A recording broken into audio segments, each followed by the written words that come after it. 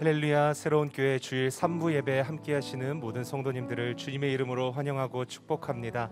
오늘도 우리에게 차고 넘치는 은혜를 베푸실 주님을 사모하며 기대하는 마음을 담아 우리 앞뒤 좌우 바라보시면서 인사하실 때 이렇게 인사했으면 좋겠습니다. 은혜 충만하세요. 우리 함께 인사하겠습니다. 은혜 충만하세요. 우리 다 같이 자리에서 일어나서 전심으로 주님을 찬양하며 나아가겠습니다.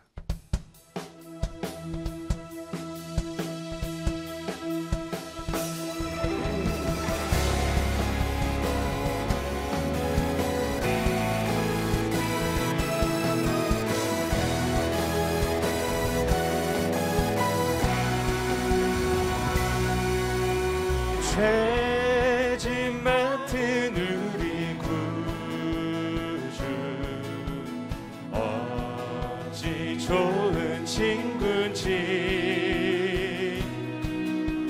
걱정 근심 무거운지 우리 주께 맡기세.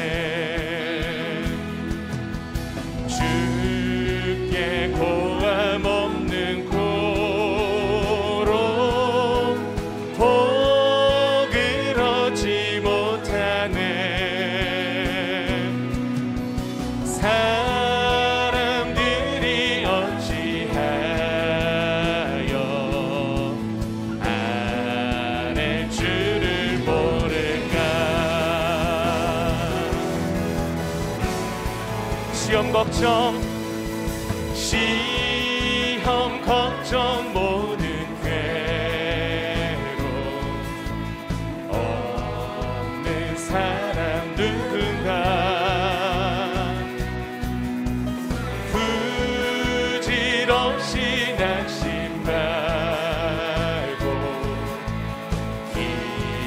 기도드려 아뢰세. 이런 지실하신 친구, 이런 지실하신 친구 찾아볼 수 있을까. 우리 약함하시오니 어찌 아니하랄까. 근심 걱정 무거운 짐, 근심 걱정 무거운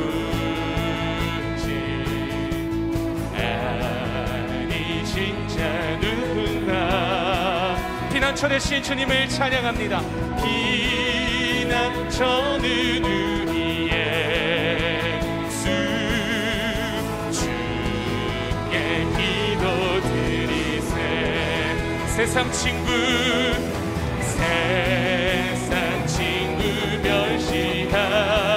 멸시하고 너를 조롱하여도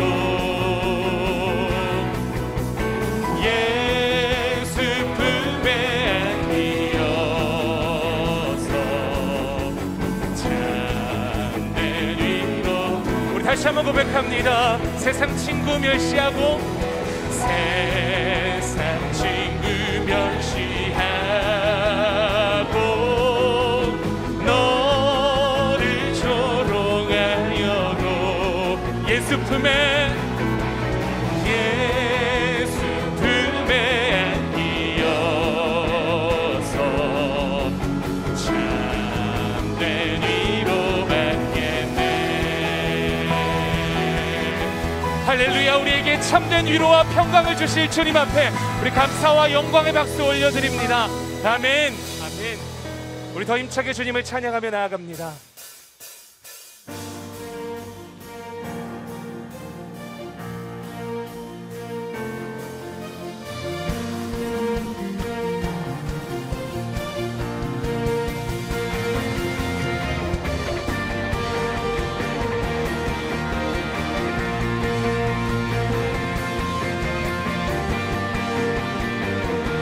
우리를 회복하시는 십자가 보혈을 힘입어 고백합니다. 예수 감사리 주의 보혈 축복 속에 우리 자유를 노래해. 예수 감사 감사하니 주의 승리 안에 우리 구원을 노래해 구원을 노래해 새롭고 산 길이 되신 예수 길과 진리 생명 되셨네 우리 주의 자녀 삼으셨네 자유를 노래할 때 예수 감사하니 주의 보혈 축복 속에 우린 자유를 노래해 예수 감사하니 주의 승리 안에 우리 구원을 노래해 구원을 노래해 새롭고 산 길이 되신 예수 길과 진리 생명 되셨네 우리 주의 자녀 삼으셨네 자유를 노래할 때 우리 함께 선포합니다 주행하니 찬양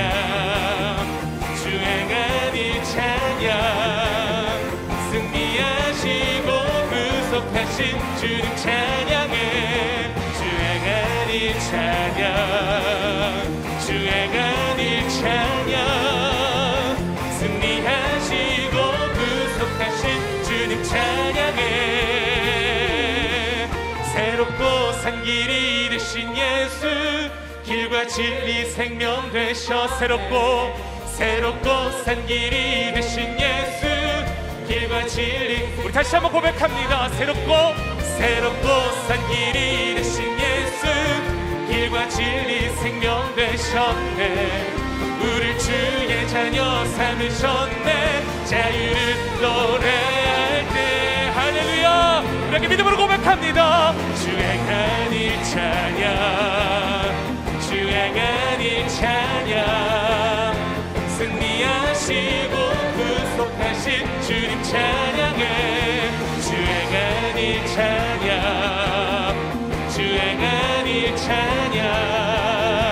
승리하시고 구속하신 주님 주행하니 찬양 승리하시고 구속하신 주님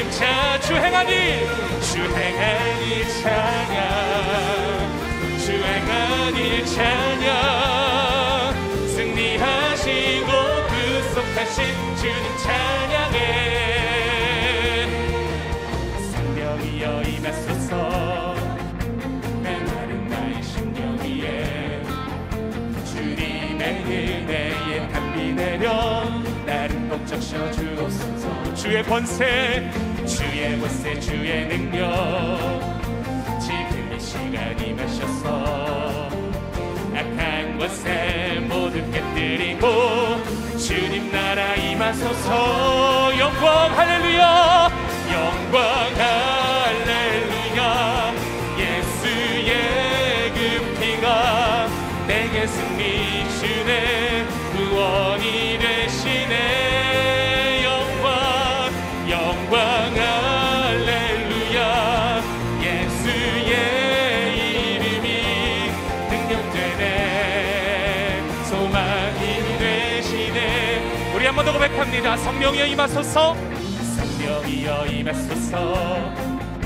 메마른 나의 심령 위에 주님의 은혜에 담비 내려 나를 꼭 적셔 주옵소서 주의 권세 주의 능력 지금 이 시간 임하셔서 악한 것에 모든 깨뜨리고 주님 나라 임하소서 우리 함께 선포하며 나아갑니다 영광 할렐루야 예수의 그 피가 내게 승리 주네 구원이 되시네 아멘 영광 할렐루야 예수의 이름이 능력되네 소망이 되시네 우리 목소리로 고백합니다 영광 할렐루야 예수의 그 피가 내게 승리 주네 구원이 되시네. 영광 할렐루야. 예수의 이름이 능력되네. 소망. 우리 다시 한번 믿으면 두 손을 높이 들고 고백합니다. 영광 할렐루야. 예수의 그 피가 내게 승리 주네 구원이 되시네. 아멘. 영광 할렐루야. 예수의 이름이 능력되네. 소망이 되시네. 능력되네. 능력되네. 소망이 되시네. 할렐루야. 우리의 힘과 능력이 되시는 소망 되시는 주님 앞에 우리 감사와 영광의 박수 올려드립니다. 아멘. 아멘. 우리 더 큰 감사로 주님 앞에 박수로 영광 올려드립니다. 아멘. 다 같이 자리에 앉으셔서 계속 주님을 찬양하겠습니다.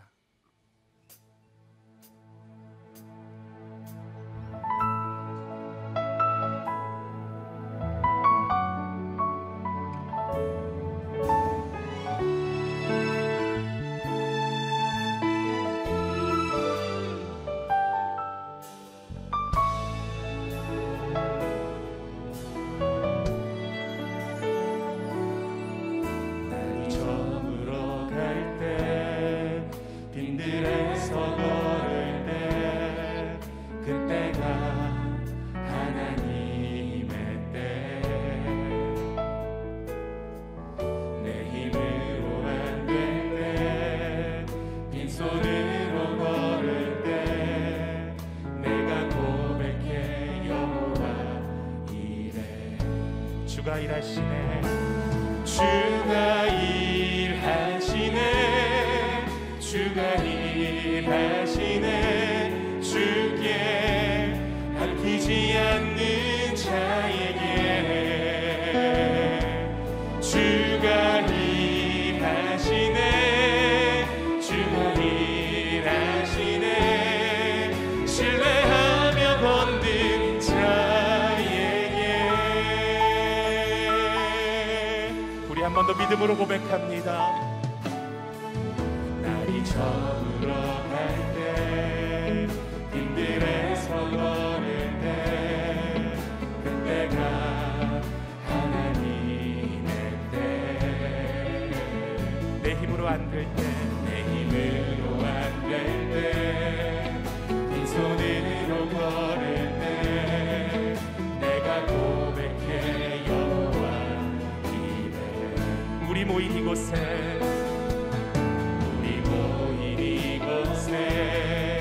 주님 함께 계시네. 누리네 아버지 은혜. 적은 떡과 물고기 내 모든 걸 드릴 때 내가 고백해 여호와. 우리 함께 고백하며 나갑니다. 주가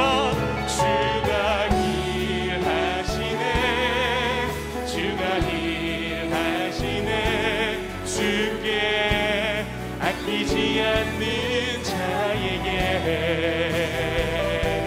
주가 일하시네. 주가 일하시네.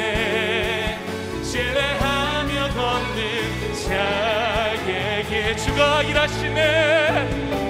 주가 일하시네. 주가 일하시네. 주께 아끼지 않는 자에게 주가 일하시네. 주가 일하시네. 신뢰하며 걷는 자에게.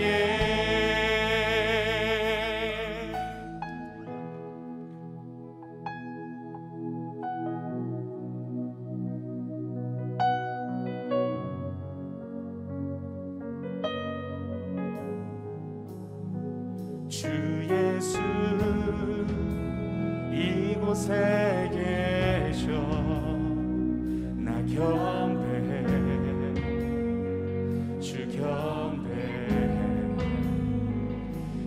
이곳에 운행하시며 일하시네. 주 경배 모든 맘 만지시는 주 나 경배해. 주 경배해. 우리 맘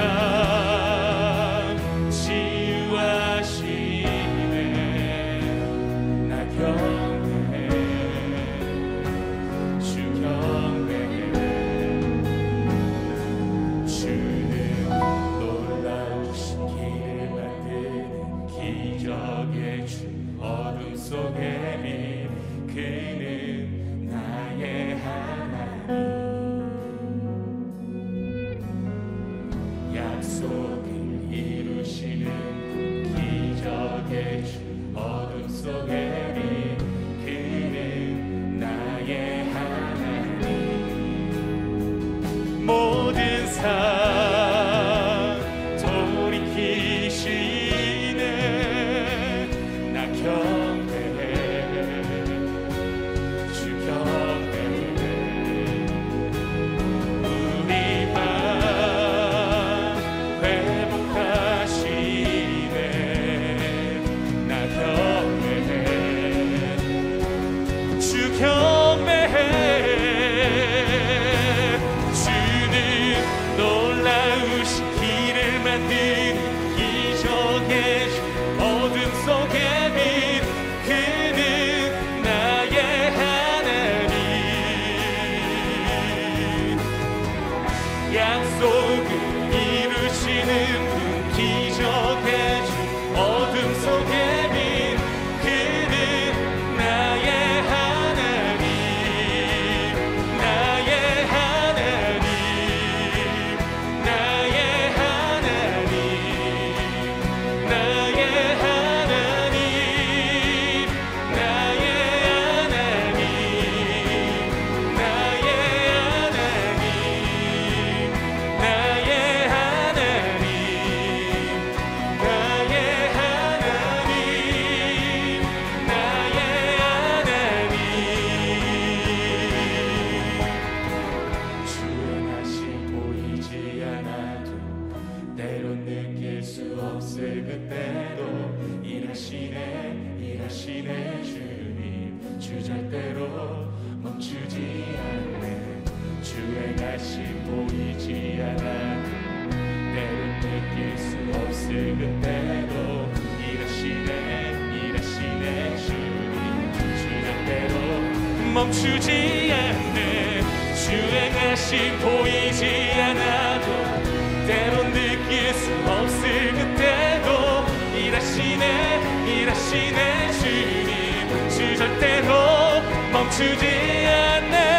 주의 날씨 보이지 않아도 때론 느낄 수 없을 그때도 일하시네. 일하시네. 주님 주 절대로 멈추지 않네. 주는 놀라운 기적의 주 어둠 속에 빛 그는 나의 우리 가운데 놀라우신 일을 행하실 주님 찬양합니다. 약속을 이루시는 그 기적의 주 어둠 속에 빛 그는 나의 하나님. You are waymaker, miracle worker, promise keeper, light in the darkness. My God, who is who you are. You are waymaker, miracle worker, promise keeper, light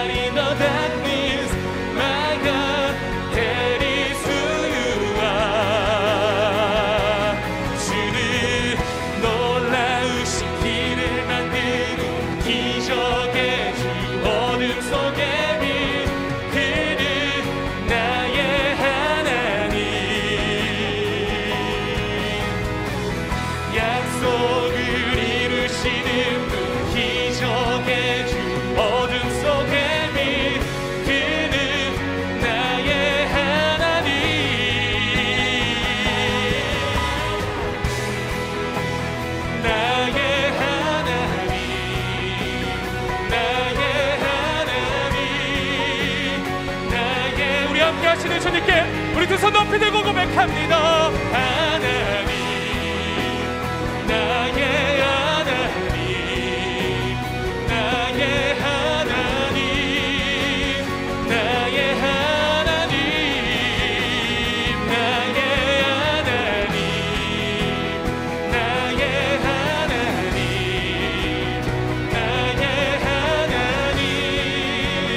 나의 하나님, 나의 하나님,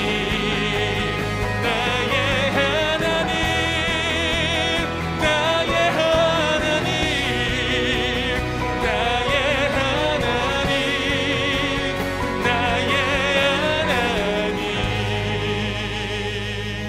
우리 이 시간 함께 기도하며 나아갈 때에 그렇습니다. 주님, 그 전능하신 하나님께서 이 시간 나의 하나님임을 이 시간 믿음으로 선포하며 나아갑니다. 주님 말씀 앞에 나아갈 때에 전능하신 일 행하실 그 주님을 우리 가운데 깨닫게 하시고 그 주님을 경험할 수 있는 그런 복된 예배가 될 수 있도록 이 시간 우리와 함께하여 주시옵소서.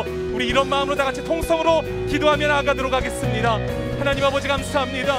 오늘도 우리 가운데 새 일을 행하시며 놀라운 일을 행하실 주님, 그 주님의 이름을 찬양하며 높임받으실 주님을 경배하며 나아갑니다. 이 시간 우리와 함께 하셔서 새로운 일을 행하실 주님, 제가 주님만을 바라보며 나아가오니 역사하시며 우리 가운데 임재하여 주시옵소서. 나의 하나님, 우리의 영원하신 왕, 기적의 주, 어둠 속에 빛 되시며 길을 만드시고 약속을 이루시는 우리의 주님의 이름을 찬양합니다. 어제나 오늘도 그리고 내일도 우리의 삶에 동일하게 일하시는 하나님, 삶의 위기와 성공의 여부를 떠나 언제나 변함없는 신실함으로 우리의 삶을 감찰하시는 하나님, 참 감사합니다. 우리가 언제나 그러한 주님을 기억하며 신뢰하는 거룩하고 복된 인생을 살게 하여 주옵소서.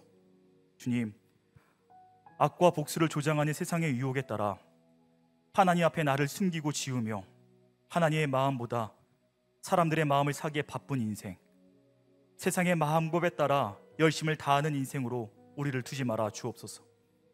미지근한 영적 회색 시대 속에 갇혀 분별력 없이 시간을 허비하지도 않게 하여 주옵시고, 하물며 광야를 걷는다 하여도 하나님의 편에서 하나님의 사람으로 살아가는 축복된 인생을 살게 하여 주옵소서. 언제나 하나님 앞에 살아가기에 사단이 틈탈 여부가 없는 인생, 하나님 앞에 부끄럽지 않은 자유하고 찬란한 인생을 누리게 하여 주옵시고, 늘 순종의 예배자, 거룩한 자녀, 주의 기쁨이요 축복의 통로가 우리의 삶이 되게 하여 주옵소서. 주님, 나라와 열방을 위해 기도합니다. 우크라이나의 땅에 울리는 공습의 울음들이 사라지게 하여 주옵시고, 죽음이 또 죽음을 부르는 비극이 종식되게 하여 주옵소서. 또한 새롭게 나아감을 준비하는 대한민국을 국률과 사랑으로 보사 보호하여 주옵시고, 새로운 리더에게 깊은 지혜와 넓은 눈을 허락하여 주옵소서. 또한 변화의 시기에 안정을 주시며 성령의 새바람이 이 땅에 불어 진리와 공의가, 사랑이 부흥하게 하여 주옵소서. 주님, 은혜의 특세에 이어 말씀으로 깊어져가는 우리 새로운 교회를 기뻐 받아 주옵시고, 주의 아름다운 일들이 계속해서 넘치는 교회 되게 하여 주옵소서. 22년 새학기의 시작을 준비하는 모든 공동체와 각 순마다 더욱 크신 은혜와 사랑을 베풀어 주옵시고, 모일 때마다 성령의 운행하심으로 덮어 주옵소서. 오늘도 말씀을 전하시는 한옥 목사님을 위해 기도합니다. 늘 강건케 하시며 영육을 붙들어 주시고 성령 충만으로 역사하여 주옵소서. 입술을 열어 말씀을 전하실 때마다 악한 영은 떠나고 눌린 자가 자유함을 얻으며 믿음의 반석이 견고케 되고 능력의 길과 새로운 꿈의 길이 다져지며 말씀에 따라 힘차게 걸어가는 역사가 일어나게 하여 주옵소서.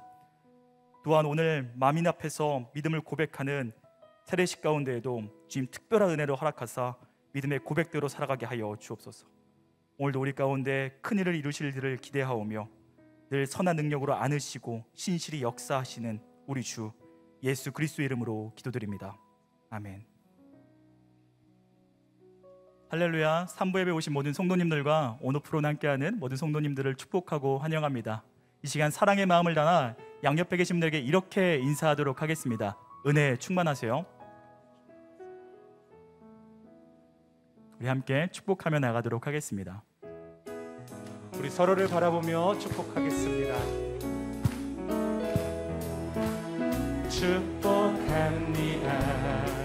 주님의 이름으로 축복합니다. 주님의 사랑으로 이곳에 모인 주의 거룩한 자녀에게 주님의 기쁨과 주님의 사랑이 충만하게 충만하게 넘치기를. God bless you, God bless you. 축복합니다. 주님의 우리 더 먼 곳을 향해 축복하겠습니다. God bless you, God bless you. 축복합니다. 주님의 사랑으로 우리 박수를 서로를 격려하며 축복하겠습니다. 교회 소식 전해드리도록 하겠습니다. 2022년 1학기 공동체 개강 예배가 3월 15일부터 18일까지 각 공동체별 온라인으로 진행됩니다. 줌 실시간 중계로 진행되는 개강 예배에 많은 참여를 부탁드리며 공동체별 개강 예배 일정은 주보를 참조해 주시기 바랍니다. 또한 순장훈련 개강은 3월 19일 토요일 오전 7시 30분 온라인 줌을 통해 진행되며 3월 20일 주간부터 1학기 온라인 순예배가 시작됩니다.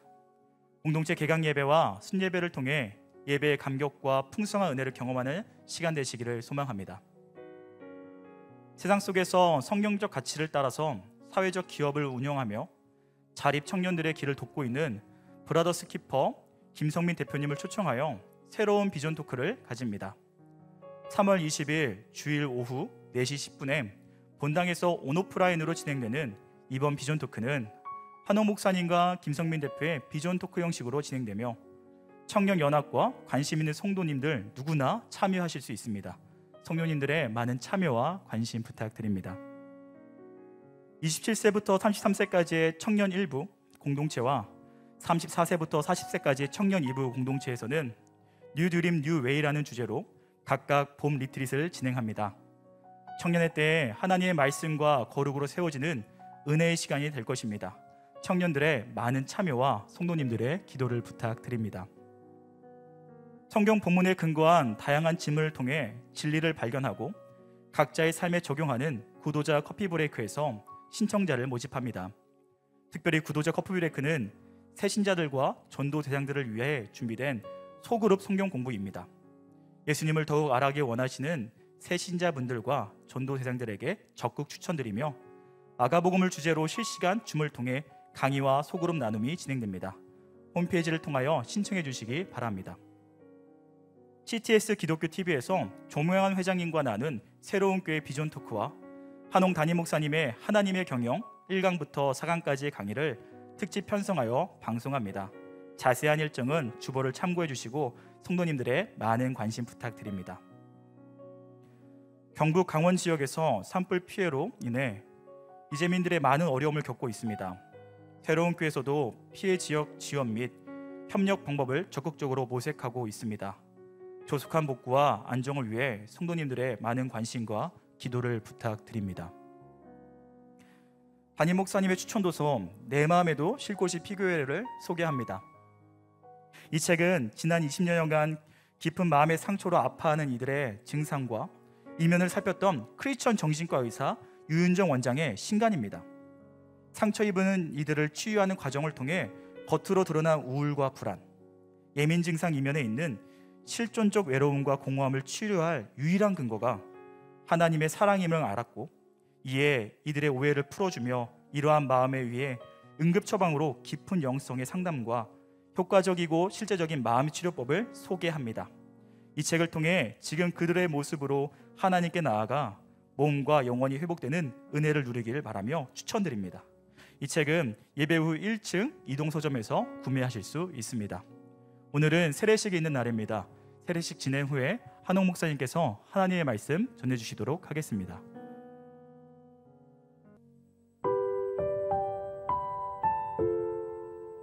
아들의 반역.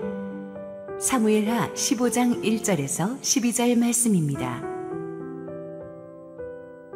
그 후에 압살롬이 자기를 위하여 병거와 말들을 준비하고 호위병 50명을 그 앞에 세우니라.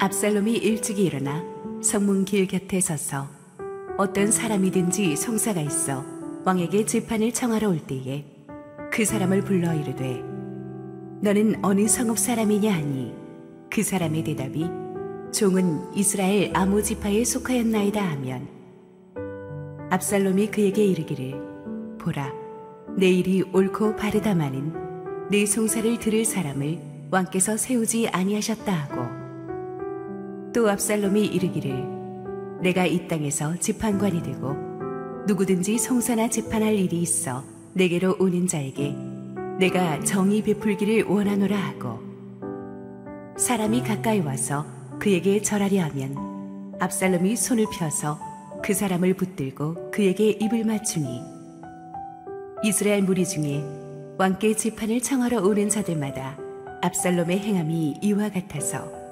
이스라엘 사람의 마음을 압살롬이 훔치니라. 4년 만에 압살롬이 왕께 아뢰되 내가 여호와께 서원한 것이 있사오니 청하건대 내가 헤브론에 가서 그 서원을 이루게 하소서. 당신의 종이 아람 그술에 있을 때에 서원하기를 만일 여호와께서 반드시 나를 예루살렘으로 돌아가게 하시면 내가 여호와를 섬기리이다 하였나이다. 왕이 그에게 이르되 평안히 가라 하니 그가 일어나 헤브론으로 가니라. 이에 압살롬이 정탐을 이스라엘 모든 지파 가운데에 두루 보내 이르기를 너희는 나팔 소리를 듣거든 곧 말하기를 압살롬이 헤브론에서 왕이 되었다 하라 하니라. 그때 청함을 받은 200명이 압살롬과 함께 예루살렘에서부터 헤브론으로 내려갔으니 그들은 압살롬이 꾸민 그 모든 일을 알지 못하고 그저 따라가기만 한 사람들이라. 제사 드릴 때에 압살롬이 사람을 보내 다윗의 모사 길로 사람 아히두벨을 그의 성읍 길로에서 청하여 온지라. 반역하는 일이 커가매 압살롬에게로 돌아오는 백성이 많아지니라.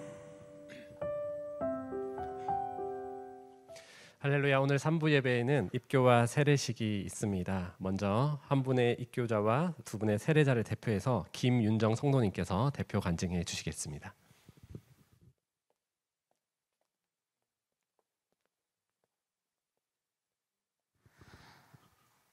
제 나이 22살에 엄마는 돌아가셨습니다. 방송 3사에 취재되어 나올 만큼 충격적인 사고였습니다. 갑작스런 죽음 앞에서 저는 접신물에도 빠져 죽는다는 아이러니한 속담이 떠오르며 생명의 주권은 하나님이심을 더욱 깊이 실감했습니다. 엄마는 저에게 오직 믿음의 유산을 물려주셨습니다. 늘 기도하고 늘 성경을 가까이 하시던 엄마의 모습이 아직도 선합니다. 그러나 엄마의 빈자리는 너무나 컸습니다. 제가 대학교를 졸업하는 것도 회사에 입사하는 것도 결혼하는 것도 아이를 낳는 것도 보지 못하고 돌아가신 엄마에 대한 그리움은 점점 커져갔고 하나님께 많이 물었습니다. 왜 아무 죄 없는 엄마가 타인에 의해 돌아가셔야 했을까요? 속상하고 괴로웠습니다. 그 당시 어린 저는 엄마를 잃은 슬픔 때문에 술과 게으름으로 흥청망청 놀았습니다. 모태신앙이었기에 매해 방학이 되면 이전에 섬겼던 교회에서 국내 선교와 수련회에도 부지런히 참석했었습니다. 결코 육적인 신앙생활을 게을리하지 않았던 저였습니다. 그러나 마음 깊이 용서하지 못했던 상처의 시간이 있었고 억울하게 돌아가신 엄마를 생각할 때마다 원망의 감정이 복받쳐 올랐습니다. 감사하게도 그때부터 지금까지 하나님께서는 늘 저에게 천사 같은 영적 동역자를 붙여주셨습니다. 지날수록 이해되는 하나님의 깊은 섭리와 개입하심이었지요. 그 당시 저의 남자친구였던 현재 남편은 말씀과 기도로 저를 위로해 주었고 교회 식구들은 늘 저희 자매를 위해 격려하고 함께 시간을 보내주었습니다. 저는 26살 결혼과 새 아이를 낳게 되면서 세상에 치여 살았고 하나님께서 친히 만져주셨던 상처를 점차 잊어갔습니다. 그리고 하나님께 감사도 관심도 갖지 않게 되었습니다. 30살 무렵 직장 생활을 그만두고 새로운 사업을 시작하면서 저에겐 다시 하나님의 터치가 느껴졌습니다. 사업을 함께하는 동료들은 뼛속까지 말씀으로 훈련받은 주의 자녀들이었고 매일 기도하고 매일 묵상하는 전사들이었기 때문입니다. 저는 오랜만에 낯선 환경 속에서 신앙이 좋은 척 잘 적응하려고 노력했지만 인간적인 의지는 매번 사단에 휘둘려 꺾였습니다. 그때에도 저는 육아를 핑계로 주일 성수를 게을리했었고 하나님을 깊이 만난다는 것이 무엇인지 모르고 살았습니다. 그러다가 2020년 초부터 내 힘으로는 안 되는 일이 세상에 너무나 많다는 것을 알게 되는 사건이 여럿 있었습니다. 전 그때 믿져야 본전이라는 생각으로 주님을 더 깊이 알고자 새벽 기상과 말씀 묵상에 도전했습니다. 어떤 계기였는지 정확하게 기억나지 않지만 이대로 살다간 내 인생은 끝이겠다. 나는 지옥 갈 수도 있겠다는 두려움이 엄습했습니다. 하나님이 분명히 나를 만드신 목적과 엄마를 미랄로 쓰신 이유가 있으실 텐데 아직 답을 듣지 못한 상태였습니다. 그동안 하나님과 멀어진 삶을 살았지만 제 안에는 천국과 지옥 그리고 살아계시고 부활하시고 나의 유일한 구원자 되시는 예수 그리스도에 대한 확신이 있었습니다. 그때부터 게을렀던 저의 영적 생활에 반전이 일어났습니다. 그 전에는 읽어도 이해되지 않던 성경이 달고 오묘한 생명의 양식으로 느껴졌습니다. 말씀이 고파서 새벽에 저절로 눈을 뜨고 세상의 책을 그렇게도 좋아했던 저는 성경책을 읽는 시간에 가장 행복했습니다. 게다가 영적으로 방황하던 시절 선장님의 상담과 격려 때문에 저는 다시 회복할 수 있었고 매일 말씀을 읽고 쓰고 듣고 묵상하는 말씀과 하나 되는 삶을 살기 시작했습니다. 하나님께서 제 삶의 매 순간 개입하시고 동행하신 모든 이야기를 다 말하자면 책 한 권을 써도 모자라지만 핵심만은 지금 확실히 말할 수 있습니다. 하나님께서 나를 지으신 창조주이시고 나의 모든 상황과 앞길을 인도하시며 나에게 가장 좋은 것만 주길 원하는 분이시라는 것을요. 주님은 신실하시고 무소부재하시며 전지전능하신 저의 친아버지이십니다. 감사합니다. 앞으로도 더욱더 주님을 힘써 알고 동행하며 주님의 일에 앞장서는 사명자로 살기를 소원합니다.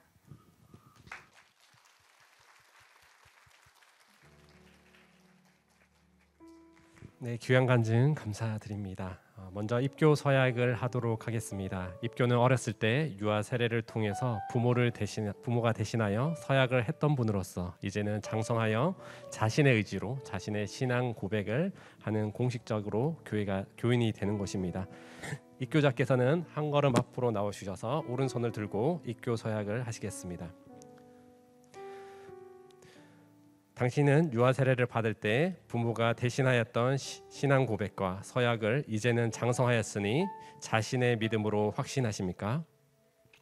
당신은 삼위일체의 하나님, 전능하시고 창조주 되신 하나님과 십자가의 죽으심과 부활하심을 통해 구원을 이루신 예수 그리스도와 성도 안에 거하시며 도우시는 성령 하나님을 확실히 믿습니까?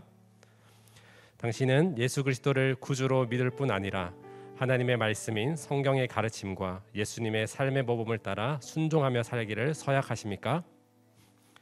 당신은 교인으로서의 의무와 권리를 바르게 행사하며 교회의 리더십에 복종하고 교회의 덕을 세우는 데에 힘쓰기로 서약하십니까? 손을 내려주십시오. 기도하겠습니다. 사랑하는 하나님 아버지, 어렸을 때부터 믿음의 부모의 양육으로 자란 귀한 믿음의 지체가 이제 자신의 믿음의 고백으로 예수님을 구주로 영접하고 그 믿음을 교회 공동체 앞에 선포케 하시니 감사드립니다. 성령께서 늘 동행하여 주시고 승리케 하시며 이 믿음의 고백대로 하나님의 영광을 위해 살게 하여 주옵소서. 예수님의 이름으로 기도드립니다. 아멘. 입교자를 위한 기름 부음 예식을 진행하겠습니다.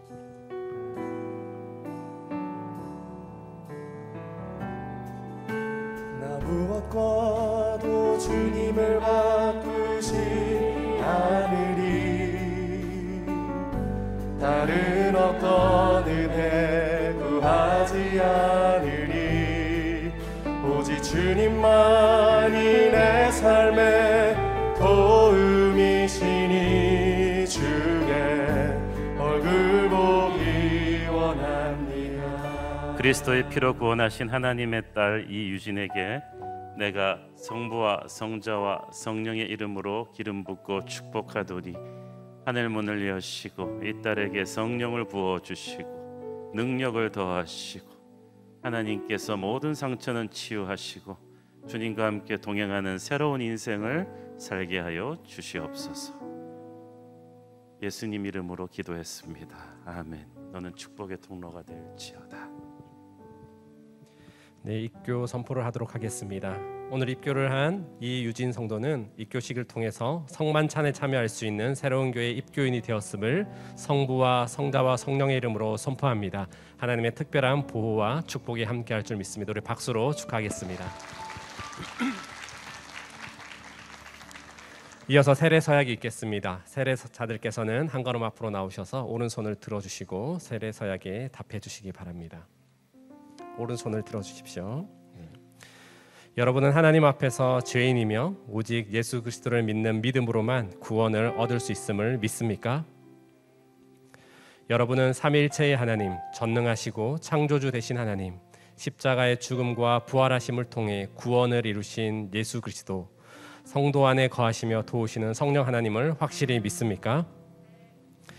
여러분은 모든 죄의 길을 떠나 성령 하나님을 의지하며 하나님의 말씀인 성경의 가르침을 따라 온전하게 순종하는 삶을 살 것을 서약하십니까? 여러분은 교회 리더십에 복종하고 교회의 덕을 세우는 일에 힘쓰며 교인으로서의 의무와 권리를 바르게 행사하기로 서약하십니까? 손을 내려주십시오. 함께 기도하겠습니다.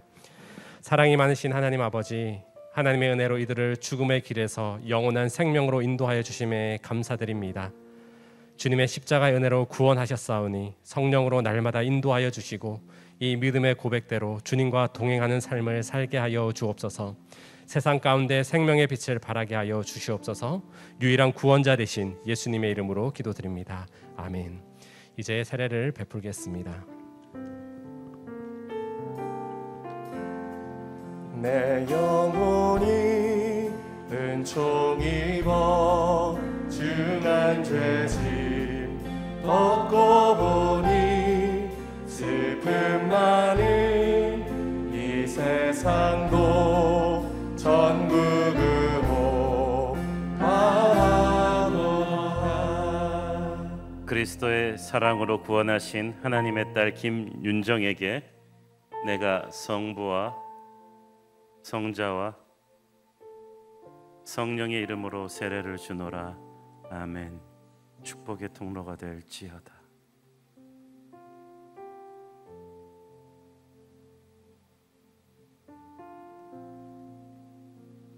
그리스도의 사랑으로 죽음에서 구원하신 하나님의 딸 오지현에게 내가 성부와 성자와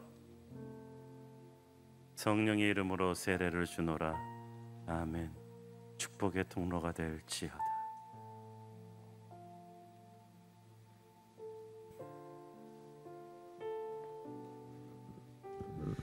네, 오늘 세례를 받은 김윤정, 오지현 이 두 분은 거룩한 세례를 받아 새로운 교회 세례교인이 되었음을 성부와 성자와 성령의 이름으로 선포합니다.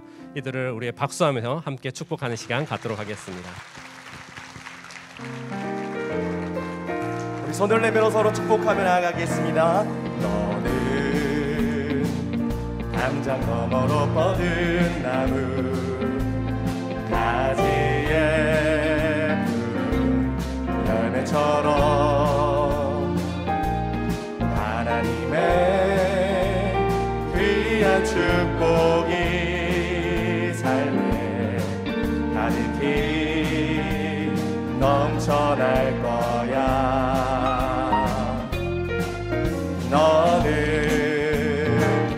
어떤 시련이 와도 능히 이겨내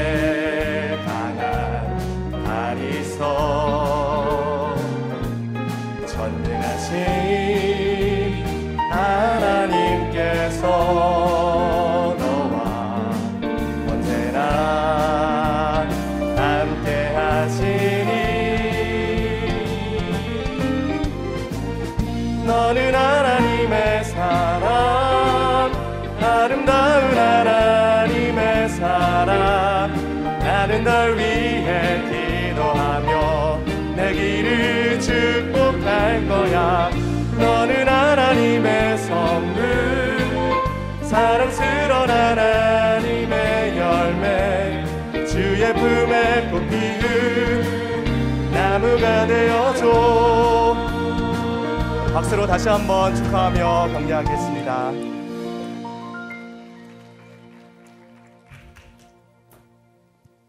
네, 다시 한번 우리 세례자들 그리고 입교하신 분 축복합니다. 우리 목사님 광고해 주신 것처럼 우리 다음 주에 비전 특강 강사로 우리 김성민 대표가 오실 텐데 그렇게 여러분이 이름을 알려지게 들은 분은 아니에요. 그렇지만 우리 청년 CEO들 중에서 정말 우리가 주목할 만한 훌륭한 분이라고 생각합니다. 우리가 한 해 보육원에서 나이가 되어서 퇴소하는 우리나라 청년들이 3,000명이 넘는다고 들었는데 18, 19살 나이에 국가지원금 500만 원 딱 받아들고 이 험한 세상에 홀로서기를 해야 되는데 너무너무 힘들어요. 그래서 잘못되는 청년들도 많고 그런데 그 본인도 보육원 출신으로 정말 죽을 고생하면서 그렇게 몸부림치다가 신앙도 갖게 되고 결혼도 하고 스타트업 벤처를 시작했는데 그 사무실 안에 그 오피스 플랜트 그 식물들 셋업하는 스타트업인데 굉장히 비즈니스도 잘 됐어요. 근데 이분이 신앙생활 하는 중에 가인한테 하나님이 너의 아우가 어디 있느냐 그랬을 때 내가 아우를 지키는 자이니까 am I my brother's keeper 그랬는데 하나님이 지키는 자다. 그래서 내가 보육원 후배들을 돌봐야겠구나 하는 생각에 스타트업을 통해서 그 보육원 출신 청년들을 고용한 거예요. 그래서 정말 이들의 복지와 그 웰빙과 또 비즈니스 성공을 동시에 이뤄내고 있는 훌륭한 믿음의 사람입니다. 그래서 우리 청년들이 꼭 한번 주목하고 격려해야 될 분 같아서 초대하게 되었습니다. 또 목사님 광고해 주신 우리 유은정 원장님의 내 마음도 쉴 곳이 필요해요. 전에도 제가 이분 책을 한번 책으로 상담받는 책이 있다면 이런 책일 것이다 라고 광고한 적이 있는데 아주 쉽게 우리 마음의 병, 우울증과 여러 그 낮은 자존감의 증세에 대해서 다루고 있는 책인데 저도 개인적으로 이 책 읽으면서 많이 도움을 받았습니다. 여러분 그 우울증이나 이런 것 있어서 정신 상담 받는 걸 우리나라에서는 굉장히 특히 크리스천들이 이걸 굉장히 신앙인이 이래도 되나 할 정도로 부정적으로 보는 게 있는데요. 마음의 병도 육체의 병과 똑같아요. 우리가 감기 들었을 때 감기약 먹는 거 부끄러운 거 아니잖아요. 그래서 우리가 솔직하게 사실은 목사님, 선교사님들 또 장로님, 집사님들 다 마음에 상처가 있어요. 그래서 여러분에게 좋은 도움이 될 아주 쉽고 좋은 책 같아서 제가 읽어보고 추천합니다. 그러니까 여러분들 많이 사서 한번 보시기 바랍니다. 함께 한번 기도하시고 말씀 보겠습니다. 사랑하는 아버지 은혜를 감사합니다. 오늘도 부족한 종을 하나님의 손 뒤에 감추시고 준비하신 말씀으로 은혜 주옵소서. 예수님 이름으로 기도했습니다. 아멘. 지난 2개월 동안 우리가 뷰티풀 광야 주제 설교 시리즈를 하느라고 평소 주일마다 해오던 다윗 새벽을 깨우는 사람 강해 설교 시리즈를 잠깐 방학을 했었잖아요. 이제 오늘부터 다시 재개하겠습니다. 그렇지만 너무 오래 쉬었기 때문에 지금까지 있었던 지난 줄거리를 제가 잠깐만 짧게 요약해 드리겠습니다. 사실 오늘 본문부터 다윗의 인생 후반기에 가장 큰 위기였던 아들의 반역, 압살롬의 반역 사건이 나옵니다. 근데 그 사건의 뿌리를 굳이 추적해 가자면 그것은 11년 전에 다윗 왕이 저지른 밧세바와의 불륜 사건이었습니다. 다윗은 밧세바가 목욕하는 것을 보고 반했는데 이 밧세바가 유부녀라는 걸 알면서도 그것도 자기를 위해 목숨 걸고 싸우고 있는 부하 장군 우리아의 아내라는 것을 알면서도 그녀와 간음을 했고 그 사실을 은폐하기 위해 우리아를 일부러 치열한 격전지로 내보내서 전사하게 만듭니다. 그리고 나서 미망인이 된 밧세바를 자기 아내로 취하죠. 권력을 이용한 엄청난 악한 일을 한 거죠. 하나님께서는 이 사실을 묵과하지 않으시고 선지자 나단을 보내서 다윗을 꾸짖습니다. 최고 권력자 다윗을 하나님 아니면 누가 꾸짖겠어요? 하나님은 다윗에게 말씀하셨습니다. 이제부터는 칼이 네 집안을 떠나지 않을 것이다. 내가 네 집안에 재앙을 불러일으킬 것이다. 그 피부치들끼리 이제 죽고 죽이는 일이 너의 집안을 무너뜨릴 것이다 라는 무서운 예언이죠. 다윗 네가 권력을 이용해서 멀쩡한 우리아 집안을 풍지박산을 냈으니까 이제는 징계의 회초리가 너의 집안을 무너뜨릴 것이다 라는 하나님의 예언이었습니다. 얼마 후부터 그 예언이 이루어지기 시작했죠. 첫 번째로 다윗의 맏아들 암논이 베다른 누이 동생 다말을 성폭행합니다. 그러고 나니까 다윗이 이 소식을 듣고 분노했지만 암논의 잘못을 정확하게 징계하지 않았어요. 이에 실망한 다말의 친오빠 압살롬은 아버지가 징계하지 않는단 말이지? 그렇다면 내가 정의를 집행하겠다. 그리고 2년 동안 복수의 칼을 갈았습니다. 그리고 양털 깎는 잔치에 암논을 초대해서 살해해버립니다. 그리고 나서 또 아버지 다윗이 무서우니까 외국으로 망명을 해버려요. 3년이 흘렀습니다. 다윗이 형제를 죽인 압살롬의 죄를 괘씸하게 생각하긴 했지만 또 아들이라고 보고 싶었습니다. 그 사실을 눈치챈 다윗의 부하 요압이 그러면 국내로 불러주시죠. 그래서 왕이 어정쩡한 그 허락을 받아서 예루살렘으로 다시 데려왔어요, 압살롬을. 근데 다윗이 또 데려놓고 보니까 또 꼴보기 싫은 거예요. 그래가지고 가택연금 시켜라. 꼴보기 싫다. 그래가지고 예루살렘에 와서도 가택연금된 채로 압살롬이 2년을 또 보내죠. 압살롬이 집에만 있기 답답하니까 또 다윗의 신복 요압을 막 푸시해가지고 가택연금을 풉니다. 그리고 아버지를 독대해요. 그러니까 아버지가 사람들이 보는 눈이 있으니까 막 압살롬에게 화해 입맞춤을 해주고 가택연금도 풀어주고 이제 사면을 해줍니다.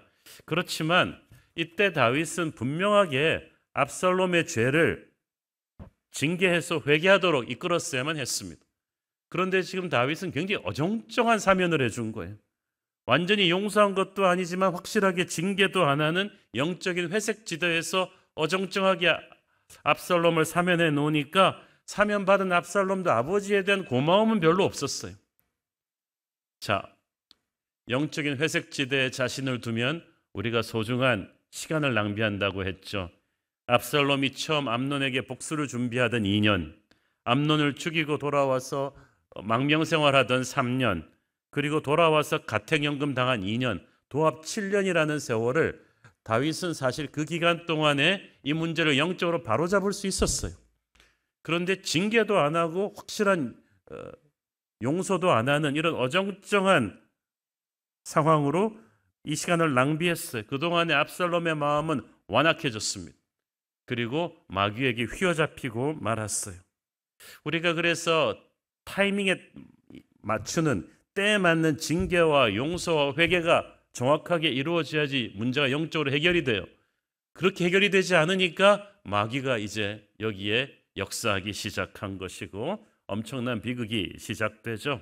압살롬은 반역을 결심하고 이제 그 준비로서 백성들의 마음을 훔치기로 결단합니다.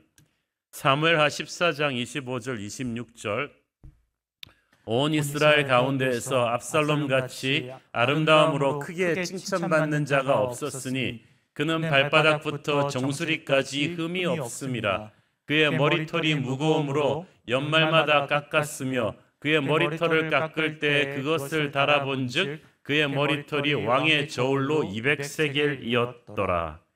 압살롬은 출중한 외모, 특히 아름답고 풍성한 머리털로 백성들의 사랑을 받고 있었던 것 같아요. 히브리인들에게 있어서 머리털은 그 사람의 힘과 기백을 상징합니다. 매년 그 머리털 깎은 무게만 200세겔, 2kg이 넘었어요. 그래서 제가 보기에 압살롬은 그 당시 남자로서 지녀야 될 힘과 용맹이 뛰어난 딱 풍채만 봐도 한 세대를 풍미할 영웅호걸의 기상이 있었던 것 같습니다. 거기다가 압살롬은 젊은이답지 않게 자기의 감정을 철저하게 다스리고 때를 기다리는 냉철함도 지녔어요. 그러니까 암논을 죽이기 전에 2년 동안의 준비를 하지 않습니까? 치밀한 인물이에요. 게다가 아버지의 신복 요압을 압박해서 자기에게 쓰여진 가택연금을 풀어버리기도 하는 배짱과 지략이 있는 사람입니다. 한마디로 인간적으로 굉장히 뛰어난 리더였기 때문에 백성들 사이에서는 다윗 왕의 후계자로 저 정도면 손색이 없지 않겠는가라는 소문이 은근히 퍼져 있었어요. 그리고 압살롬은 자기에게 주어진 그 힘을 나쁘게 사용해서 쿠데타를 준비하죠. 1절 읽습니다. 그 후에 압살롬이 자기를 위하여 병거와 말들을 준비하고 호위병 50명을 그 앞에 세우니라. 자, 그 당시 왕들이 자기 위용을 과시하기 위해서 곧잘 하는 일이 병거를 타고 50명의 호위병을 동반하는 거였어. 그런데 문제는 압살롬은 왕이 아니잖아요. 그런데 왜 이런 짓을 할까요? 압살롬은 사람들로 하여금 자기의 영웅적인 풍채와 이 왕이 하는 에스코트를 동반함으로써 간접적으로 차기 이스라엘의 대권 주자가 자기임을 암시하고자 했던 거죠. 우리는 여기서 압살롬의 일그러진 인간성을 목도하게 됩니다. 엄연히 아버지 다윗이 살아있는데 왕이 되고자 하는 오만한 마음을 품고 이제 힘으로 왕위를 찬탈하려는 음모를 꾸미기 시작했습니다. 2절 3절 읽습니다. 압살롬이 일찍이 일어나 성문길 곁에 서서 어떤 사람이든지 송사가 있어 왕에게 재판을 청하러 올 때에 그 사람을 불러 이르되 너는 어느 성읍 사람이냐 하니 그 사람의 대답이 종은 이스라엘 아무 지파에 속하였나이다 하면 압살롬이 그에게 이르기를 보라 네 일이 옳고 바르다마는 네 송사를 들을 사람을 왕께서 세우지 아니하셨다 하고. 여기서 성읍은 단순히 예루살렘으로 들어오는 출입구가 아닙니다. 그 당시 성문에서는 법 재판이 일어났어요. 왕이 임명한 장로나 재판관들이 정치, 경제, 사회, 교육 전반에 걸쳐서 백성들이 소송거리를 갖고 오면 거기서 시비를 분별해 주었습니다. 근데 압살롬이 교활하게도 그 성문 앞에 지키고 서 있다가 왕이 임명한 재판관들에게 도달하기도 전에 백성들의 민원을 자기가 대신 상담해 준 거예요. 그런데 사실 왕이나 왕자가 직접 이렇게 해주는 경우가 거의 없었기 때문에 백성들은 너무 황송했어요. 그것도 뛰어난 외모로 인기 최고인 압살롬 왕자가 다정한 목소리로 자기 같은 아랫사람들은 감히 보지도 못하는 왕자가 가까이 다가와서 이름이 누구냐, 어디 사람이냐, 어떤 민원이냐고 다 얘기를 들어주니까 황송해가지고 백성이 막 얘기를 하면 압살롬은 백성의 사정을 들은 뒤에 네 말이 옳구나. 네가 억울하고 힘이 없어서 당했구나. 어떡하겠니? 나라가 이래서 되겠느냐? 이게 나라냐? 그러면서 이 백성들의 마음을 위로해 주다가 덧붙여서 이렇게 말합니다. 네 송사를 들을 사람을 왕께서 세우지 않았다. 그 말은 무슨 말입니까? 아버지 다윗 왕이 재판관을 사법 시스템을 제대로 안 갖춰줘가지고 너같이 힘없는 서민들이 이렇게 억울한 일을 당하는 거다. 왕은 너무 바쁘신 것 같다. 아마 다윗이 나이도 많고 몸도 안 좋아서 여러 가지 국정을 직접 못 챙기고 부하 재판관들을 시켜서 이 일을 다 처리했겠죠. 다 그렇게 하는데 압살롬이 갑자기 그것을 굉장히 나쁘게 말하기 시작했어요. 그러면서 때를 놓치지 않고 자기를 대안으로 내세웁니다. 4절 읽습니다. 또 압살롬이 이르기를 내가 이 땅에서 재판관이 되고 누구든지 송사나 재판할 일이 있어 내게로 오는 자에게 내가 정의 베풀기를 원하노라 하고. 내가 내게로 오라. 내가 정의를 베풀 것이다. 압살롬은 뛰어난 인물이지만 철저한 인본주의자예요. 내가 구세주가 되겠다. 내가 문제를 해결해 주겠다. 다윗은 신본주의자잖아요. 하나님이 하실 것이다. 근데 압살롬은 자기가 다 해결하겠다는 거예요. 내가 왕이 되면 억울하고 힘없는 백성들을 위한 따뜻한 정치를 하겠다. 안 그래도 인기 좋은 왕자가 이렇게 힘없는 백성들의 입장에서 따뜻하게 말해주니까 순진한 백성들은 거기에 깜빡 속아 넘어갑니다.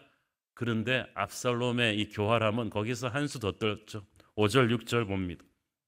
사람이 가까이 와서 그에게 절하려 하면 압살롬이 손을 펴서 그 사람을 붙들고 그에게 입을 맞추니 이스라엘 무리 중에 왕께 재판을 청하러 오는 자들마다 압살롬의 행함이 이와 같아서 이스라엘 사람의 마음을 압살롬이 훔치니라.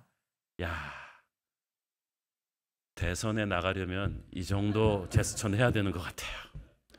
제가 한번 그 클린턴과 리셉션 파티에 참석했던 분 이야기를 들었는데 클린턴 대통령이 사람 마음 휘어잡는 데는 대가래요. 그렇게 클린턴 욕하던 사람도 그 사람을 라이브로 만나고 나면 한 50%는 다 돌아섰는데 그 중에 하나가 클린턴의 악수법이랍니다. 클린턴은 그냥 악수하는 게 아니라 사람 팔꿈치를 왼손으로 딱 잡고 오른손을 굽히면서 하면은 이게 어떻게 되냐면 거의 사람을 끌어안는 제스처가 돼요. 그리고 눈을 딱 마주 보면서 하면 그냥 사람이 그냥 마음이 따뜻하게 녹아버리는 거지. 특히 이렇게 소수민족들, 힘없고 가난한 사람들 악수할 때는 100% 전부 다 클린턴 편이 돼버린다는 거예요. 제가 우리나라 대선 주자들한테 그걸 가르쳐 주려다가 근데 압살롬이 그랬다는 게 그 당시요 신분의 격차가 심해가지고요 왕이나 왕족이 지나가면은 바라보지도 못하고 절을 해야 돼요. 가까이 가지도 못하는데 그래갖고 압살롬이 자기 이야기 들어준 것만도 고마워서 엎드리는데 압살롬이 와가지고 손을 잡고 볼에다가 샬롬의 키스를 해주는 것은 나와 너는 친구다, 형제다 그 제스처예요. 야, 그날 이 백성은 꼬박 가는 거예요. 와, 이 왕자님이 나를 형제로 대우해 주는구나. 나는 왕자님을 위해서 죽겠어. 이거를 4년 동안 했다는 거 아닙니까? 매일 이 민원나 오는 사람들 옆에 딱 서 있다가 저 서초구청 앞에 서 있다가 그냥 매일 하루에 100명씩만 해도 1년에 365일 곱하기 3원은요 이스라엘 전역에 수만 명이 압살롬의 팬들이 되는 거예요. 기가 막힌 인물입니다. 6절 끝에 보면 압살롬의 행함이 이와 같아서 이스라엘 사람의 마음을 훔쳤더라고 했죠. 이 훔쳤다는 히브리어는 은밀한 술책으로 사람들을 자기 편으로 끌어들였다는 뜻이죠.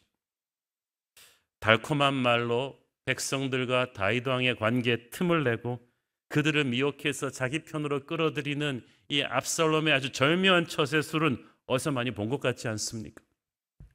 오늘도 항상 교묘한 말로 성도들의 마음을 현혹시켜서 우리 하나님으로부터 멀어지게 하는 마귀의 모습과 그대로 닮았습니다. 에덴 동산에서 하나님과 교제하며 잘 살고 있는 아담과 이브한테 와가지고 야, 이 선악과만 먹으면 너는 하나님같이 될 텐데 참 하늘아버지도 심술이 많으셔. 이 말 한마디로 아담과 이브를 무너뜨렸잖아요. 그 마귀의 음성이 압살롬의 음성처럼 우리를 지금도 유혹하고 있습니다. 특히 힘들고 어려운 백성들의 민원을 들어주던 압살롬처럼 우리가 힘들고 어려울 때 우리가 듣고 싶은 말을 하나님의 음성으로 가장해서 속삭이는 누군가가 있다는 거예요. 야, 하나님은 너무 크시고 바쁘신 분이셔서 네 문제에 대해서 현실적으로 해결해 주는 게 없잖아. 내 손을 잡아. 그게 현실적인 해결 방법이야. 그리고 거기에 우리가 고개를 끄덕일 때 낚이는 거죠. 힘든 때일수록 여러분 듣고 싶은 말이 아니라 들어야 될 말을 들어야 됩니다. 그러니까 우리가 하나님의 음성이라고 착각하는 많은 말들이 이게 하나님의 음성이었으면 하는 우리의 바람이었어요. 마귀는 정확하게 그 말을 우리한테 해준 것뿐이에요. 그러므로 여러분 힘들 때일수록 하나님의 음성을 분별하셔야 돼요. 말씀 충만, 성령 충만해야 돼요. 분별하지 못하면 압살롬에게 기만당했던 백성들처럼 우리도 마귀에게 기만당할 수 있다는 거죠. 그렇게 4년이 흘렀습니다. 압살롬은 계속해서 이런 식으로 반역 세력을 규합하고 힘을 키워갔습니다. 마침내 정권을 찬탈할 정도의 세력이 되었다고 판단되었을 때 아버지 다윗 왕을 찾아갔죠. 7절 9절 읽습니다. 4년 만에 압살롬이 왕께 아뢰되 내가 여호와께 소원한 것이 있사오니 청하건대 내가 헤브론에 가서 그 소원을 이루게 하소서. 당신의 종이 아람 그슬에 있을 때에 소원하기를 만일 여호와께서 반드시 나를 예루살렘으로 돌아가게 하시면 내가 여호와를 섬기리이다 하였나이다. 왕이 그에게 이르되 평안히 가라 하니 그가 일어나 헤브론으로 가니라. 정말 압살롬 나쁜 사람이에요. 하나님께 예배드리겠다고 하나님의 이름을 팔아서 아버지한테 거짓말을 합니다. 헤브론에 가서 예배하겠다. 여러분 헤브론이 어떤 곳입니까? 이스라엘 사람들에게 있어서 헤브론이라는 이름은 영적인 고향 같은 곳이 믿음의 조상 아브라함의 땅이요, 저 담대한 믿음의 사람 갈렙의 땅이요, 무엇보다 다윗이 처음 왕으로 기름받고 부심받고 7년 반 동안 유다의 왕으로 터전을 닦았던 곳입니다. 그런데 압살롬이 그곳에 가서 하나님께 예배드리겠다고 하니까 다윗은 너무나 순수하게 받아들이고 축복했어요. 압살롬은 속내가 딴 데 가 있었죠. 유대 민족의 영적 고향인 헤브론에서 반역을 시작함으로써 자신이야말로 믿음의 조상 아브라함과 갈렙과 다윗의 뒤를 잇는 새 시대의 왕이라는 명분을 쌓으려고 했던 거죠.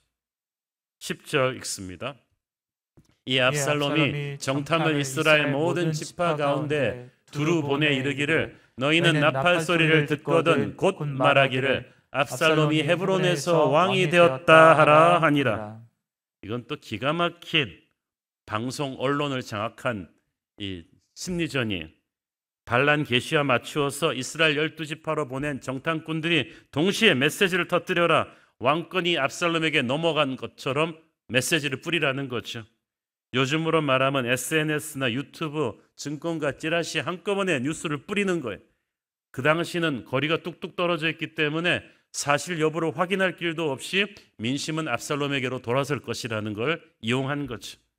정말 압살롬은 치밀한 인물이었어요. 뛰어난 인물이었지만 문제는 그가 처음부터 거짓말과 기만으로 이 일을 꾸몄다는 거예요. 하나님의 사람이라고 하면서 거짓말을 가지고 뜻을 이루려고 하면 그게 되겠습니까? 목표가 선하면 방법도 선해야죠. 마귀는 거짓의 영이고 하나님은 진리의 영이십니다. 그러므로 여러분이 아무리 뛰어난 능력과 좋은 의도사를 갖고 있다고 해도 거짓을 말하면 여러분은 그 순간 하나님의 적이 되고 마귀의 부하가 되는 거예요. 어리석은 압살롬이 그것을 알지 못했습니다.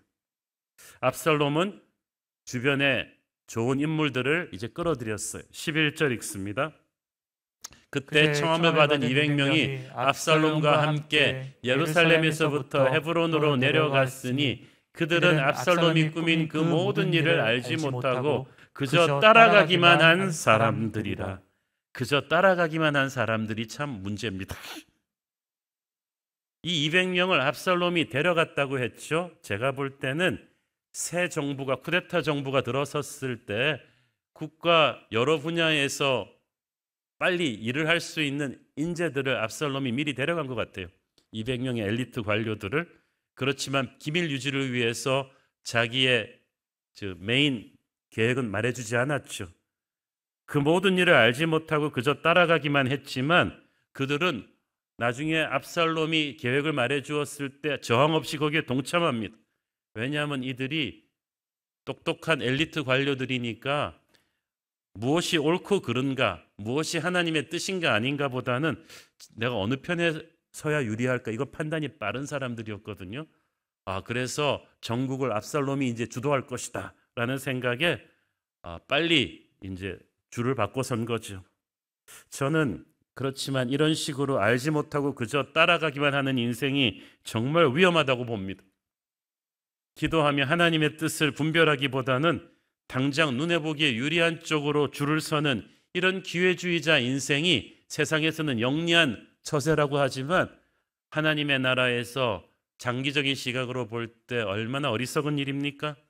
이렇게 압살롬을 따라갔던 엘리트 관료들은 처음에 반란이 성공했을 때 승승장구했지만 곧 압살롬과 함께 비참한 나락으로 떨어지게 되죠. 여러분, 실력이 아무리 좋아도 영적 분별력이 없으면 무슨 소용이 있겠습니까? 영악하게 살지 말고 하나님의 뜻을 분별하며 진중하게 처신하며 사는 여러분 되기를 축원합니다. 12절 읽습니다. 제사 드릴 때에 압살롬이 사람을 보내 다윗의 모사 길롯 사람 아히도벨을 그의 성읍 길로에서 청하여 온지라. 반역하는 일이 커감에 압살롬에게로 돌아오는 백성이 많아지니라. 아히도벨이 누구이가 한데 그를 데려오면서부터 반역의 규모가 확 커지면서 압살롬에게로 돌아오는 백성이 많아졌다는 말이 나올까요? 그냥 백성들이 아닙니다. 쟁쟁한 용사들이 이제 압살롬에게로 붙기 시작합니다. 이것이 아히도벨에 끌어들인 뒤부터 일어났다는 거예요. 아히도벨이 누구냐 하면요, 이렇게 표현하면 정확할 것 같아요. 다윗에게 아히도벨은 유비에게 있어서 제갈공명이에요. 수십 년의 전쟁에서 다윗의 모든 전략을 다 꿰고 있는, 다윗의 군대 허와시를 다 꿰뚫고 있는, 모두가 존경하는 군의 원로요 핵심 브레인이었던 거예요.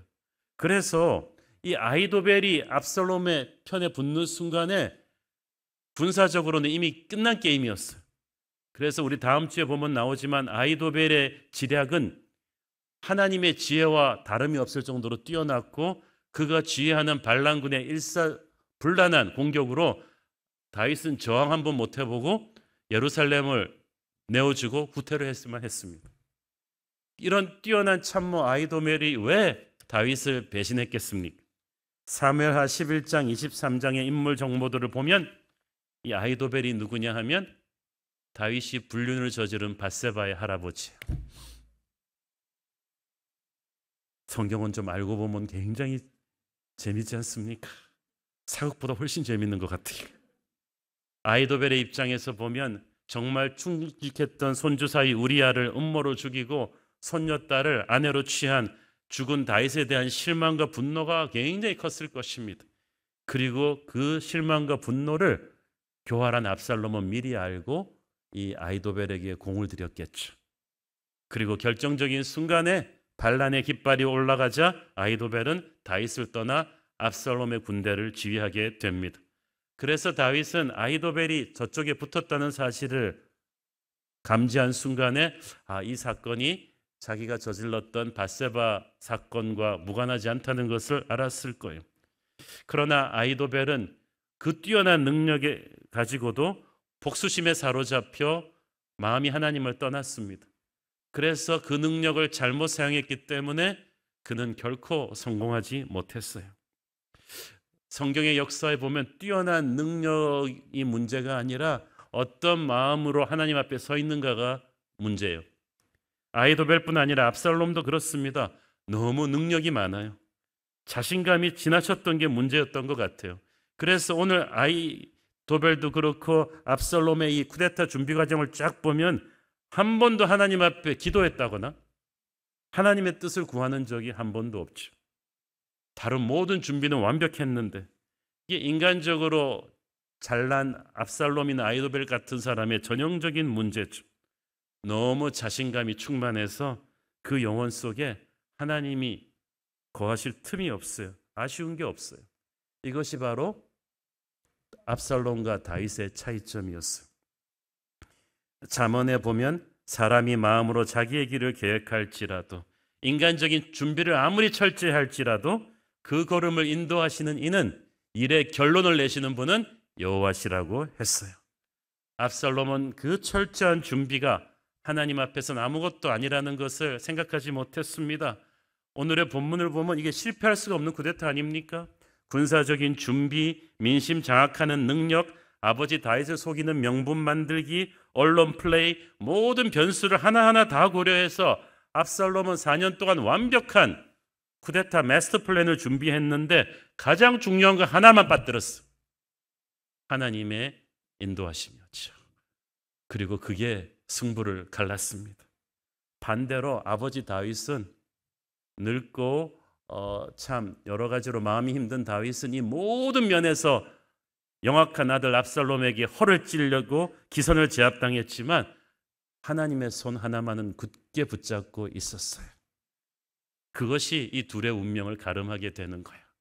저는 오늘 본문 보면서 먼저 그 나라와 그 의를 구하라, 그리하면 다른 모든 것을 네게 더하시리라, 이것이 다윗의 인생 테마 구절이었다면 압살롬은 그 거꾸로인 것 같아요. 다른 모든 것을 가진 자요, 그래서 먼저 그 나라와 그 의를 구하지 않은 자는 망할 것이다.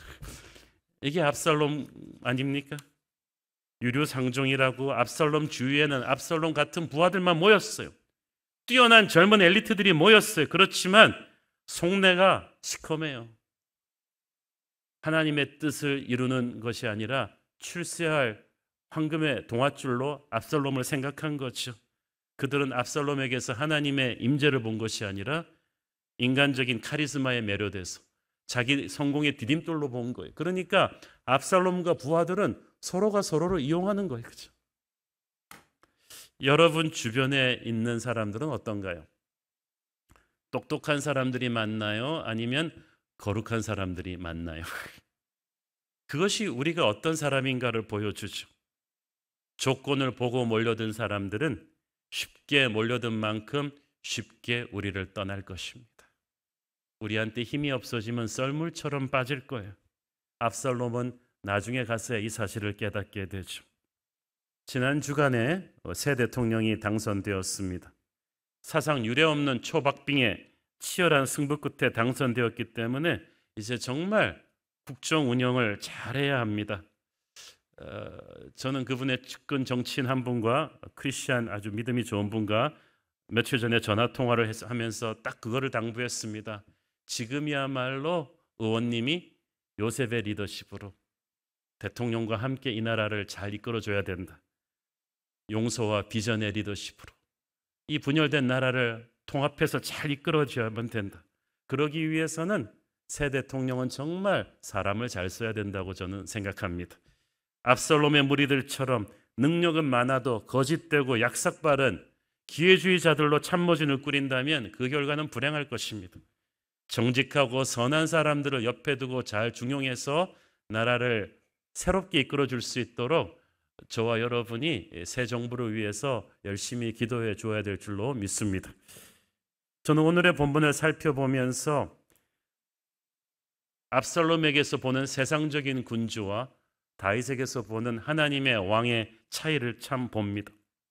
저는 이번 주 본문 묵상하면서 한 가지 제 뇌리에서 사라지지 않은 의문이 있다면 압살롬이 무려 4년의 기간 동안에 예루살렘에 있으면서 그렇게 반역을 철저하게 준비했는데 어떻게 이게 다윗의 정보망에 안 걸렸지? 이게 이상하지 않습니까?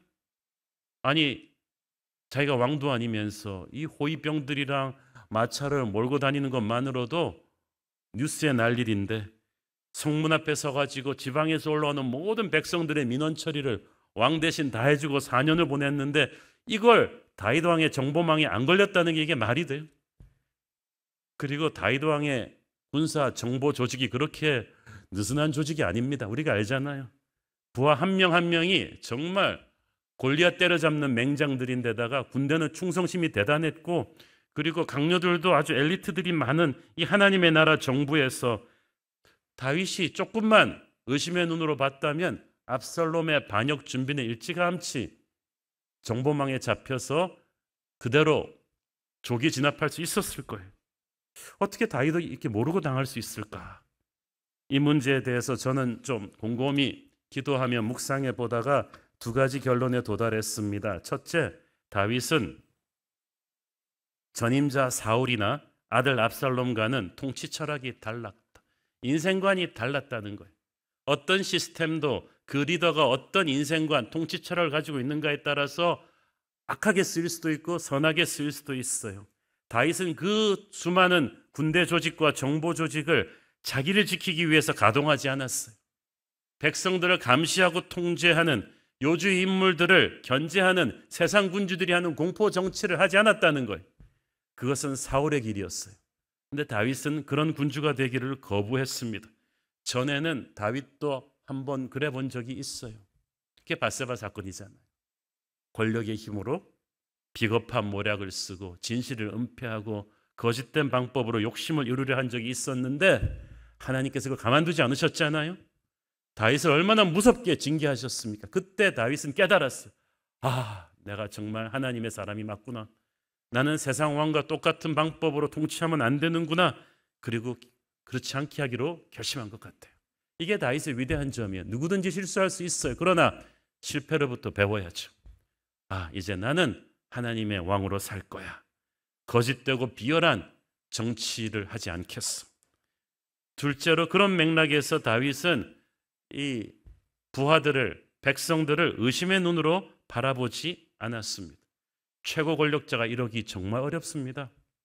권력은 부자지간에도 나누지 못한다는 말이 있죠. 마키아벨리가 군주론에서 그런 글을 썼어요. 군주는 백성들의 사랑과 존경의 대상이 되는 것보다 두려움의 대상이 되는 것이 더 안전하다. 그래서 항상 반역의 기미가 보이면은 한 명씩 샘플로 무자비하게 처벌을 하라는 거죠. 그래야 군주의 권력에 도전하지 못한다. 이 마키아벨리의 군주론이 얼마나 많은 세상 군주가 그런 식으로 삽니까? 옛날 한 영화에서 제가 이 장면이 기억이 나요. 군주가 자기의 뒤를 이을 아들, 황태자죠. 아들한테 인생 조언을 이렇게 하더라고요. 내가 이때까지 이 자리에 있는 거는 아무도 믿지 않기 때문이다. 사실은 너도 나는 잘 안 믿는다. 그러므로 너도 나중에 나처럼 해야 왕의 자리를 지킬 수 있을 것이다. 영화에서는 중저음 대사로 아주 멋있게 했는데요. 저는 그걸 보면서 속으로 혀를 찼습니다. 그게 뭐냐? 그렇게 살고 싶은가? 그렇게 아들까지 의심하고 견제하면서 지키는 왕좌의 자리가 행복한가? 이게 어디 사람 사는 것인가? 북한에서 탈북해온 분들의 이야기를 들으면 북한 공산주의 사회가 딱 그렇다는 거예요. 치밀하게 가족과 이웃들끼리 서로 감시하고 고발하게 만들고 항상 의심하고 견제합니다. 그렇기 때문에 그 누구도 사랑할 수 없고 마음이 불안하고 초조합니다. 그것이 북한 공산주의 사회가 세상 권력이 마귀가 권세를 유지하는 방법이에요. 그런데 우리도 하나님 안 믿으면 그렇게 된다는 거예요. 근데 다윗은 그렇게 살기를 거부했어요. 사실 의심의 눈으로 보기 시작했다면 압살롬이야말로 요주의 인물 1호 아닙니까? 다윗의 젊은 시절을 연상케 하는 뛰어난 외모와 지략과 카리스마, 치밀한 복수극으로 이복 형제를 죽일 정도로 잔혹하고 대담하죠. 아버지에 대한 감정도 안 좋았죠.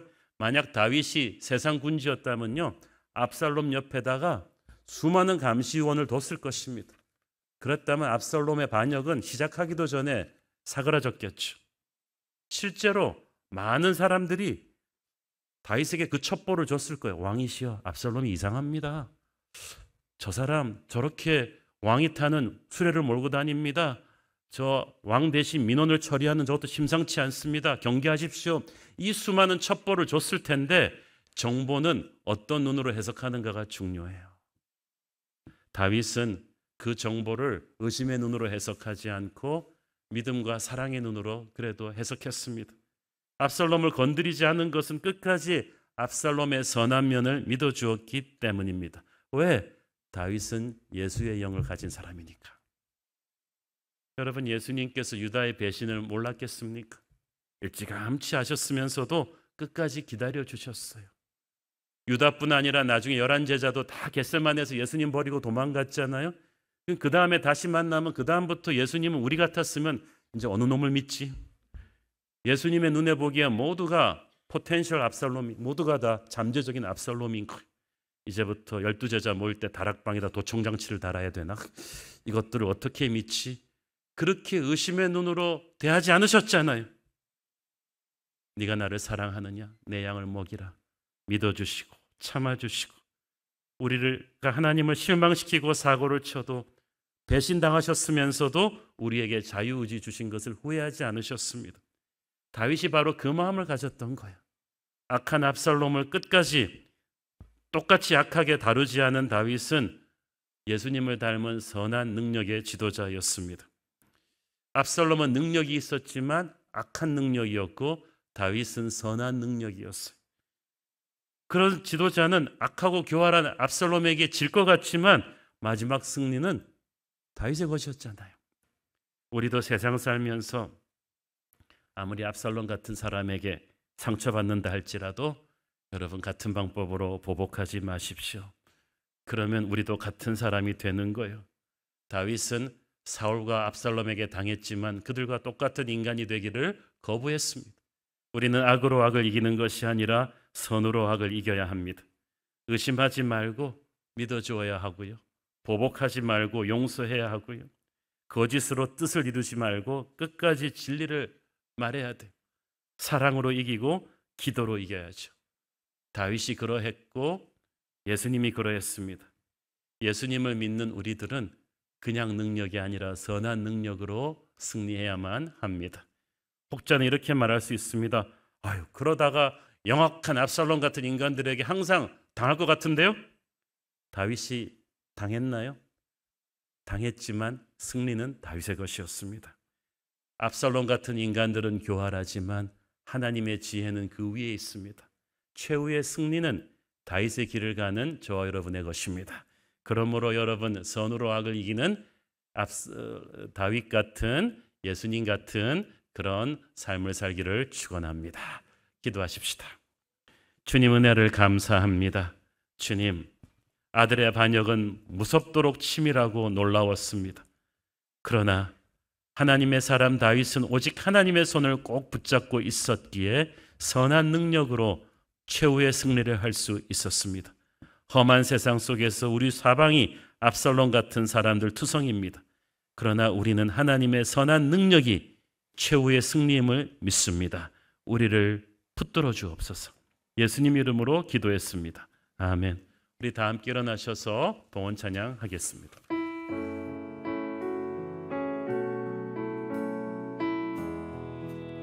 주 선한 능력으로, 주 선한 능력으로 안으시네. 그 크신 팔로 날 붙드시네.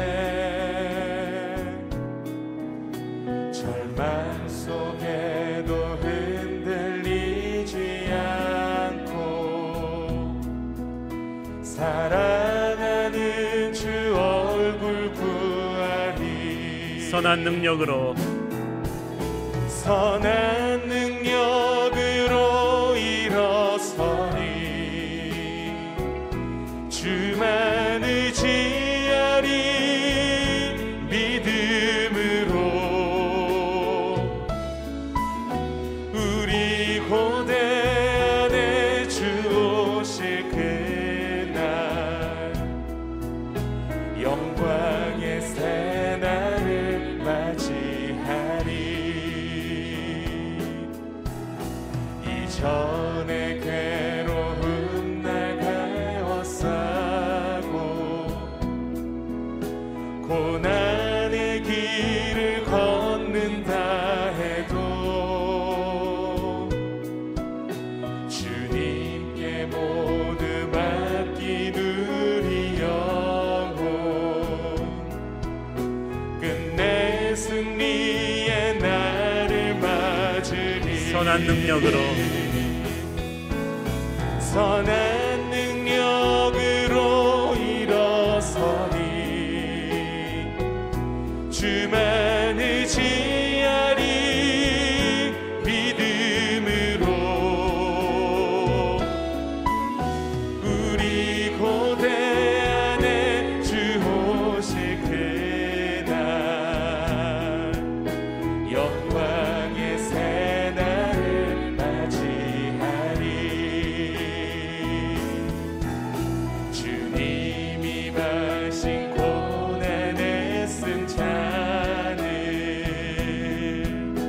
우리도 감사하며 받으리. 주님의 남은 고난 채워가며 예수와 복음이. 우리 믿음의 두 손을 높이 들고 결단하며 고백합니다. 선한 능력으로 일어서리. 주만 의지하리. 믿음으로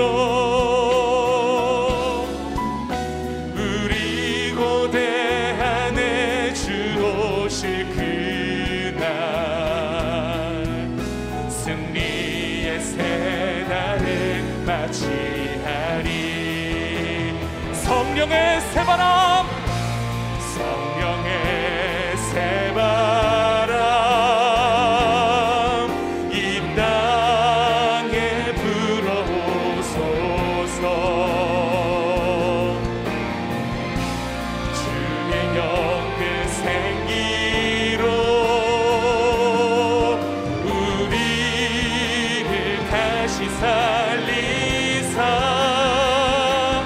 이 땅에 하나님 영광 거하는 그런 나라가 되게 하소서.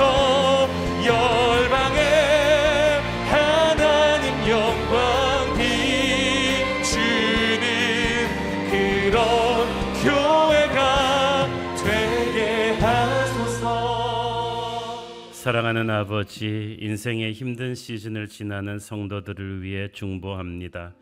뇌종양 수술 후 추가로 발견된 종양으로 인해 뇌출혈이 진행되고 호흡과 의식이 없는 성도의 어머님, 방광암 진단을 받고 치료를 기다리고 있는 분, 담도가 막혀 췌장으로 넘어간 담즙으로 인해 다른 장기들이 상해서 중환자실에 수술 후 중환자실에 있는 성도님을 이 시간 특별히 기억해 주시고 하나님의 은혜의 손으로 치유해 주시기를 원합니다.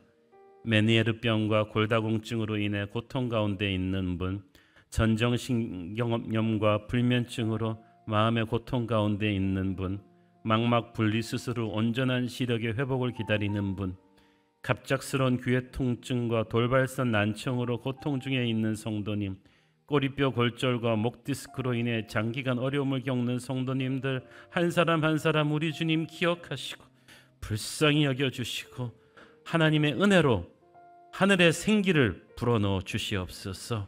나사렛 예수의 이름으로 낫게 하여 주시옵소서. 가정 안에 여러 모양으로 어려움을 겪고 있는 성도들의 가정 위에 하나님의 치유의 은혜가 임하게 하여 주옵소서. 코로나 확진으로 격리되고 힘들어하는 성도들이 많습니다. 하나님께서 한 사람 한 사람 붙들어 주셔서 깨끗이 바이러스가 물러가고 회복되게 하여 주시옵소서. 다음 주에 전 공동체가 개강합니다. 모든 개강 예배 위에 성령이 임하게 하시고 공동체마다 큰 은혜와 부흥을 누리게 하여 주옵소서. 이 나라 위에 새로운 대통령을 세워주셔서 감사합니다. 그가 정말 요셉의 포용력과 비전으로 겸손과 진실함으로 나라를 잘 이끌게 하여 주시옵시고 분열되고 찢겨진 우리나라 회복되고 서로 사랑하는 나라가 되어서 새롭게 도약할 수 있게 하여 주옵소서. 주신 은혜 감사하며 드리는 헌물의 손길들을 축복하시고 지금은 살아계신 우리 주 예수 그리스도의 은혜와 하늘아버지 사랑과 성령님 감화 감동하심과 교통하심과 축복하심의 은혜가 오늘 오직 선한 능력으로 악을 이기기를 소원하는 사랑하는 주의 백성들 머리 위에 지금부터 영원토록 함께 계시기를 축원하옵나이다. 아멘.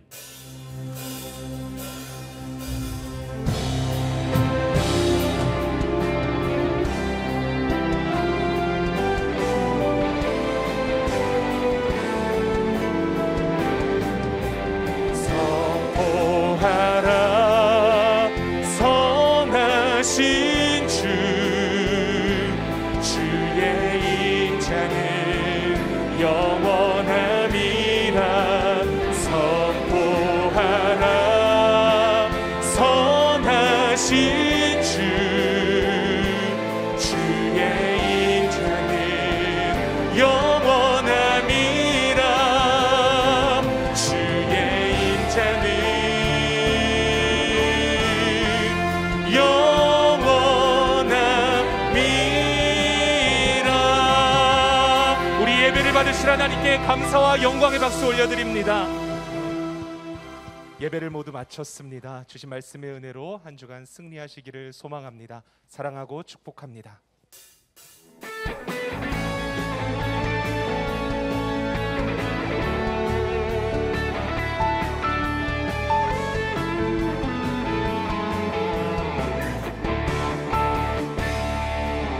갈릴리 마을 그 숲속에서 주님 그 열한 제자 다시 만나시사 마지막 그들에게 부탁하시기를 너희들은 가라져 세상으로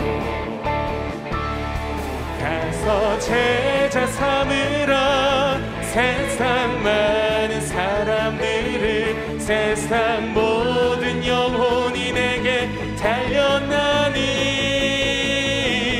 가서 제자 삼으라. 나의 길을 가르치라. 내가 너희와 항상 함께하리라. 새로운 교회 그 교회에서 주님 우리 성도들 다시 만나시사 마지막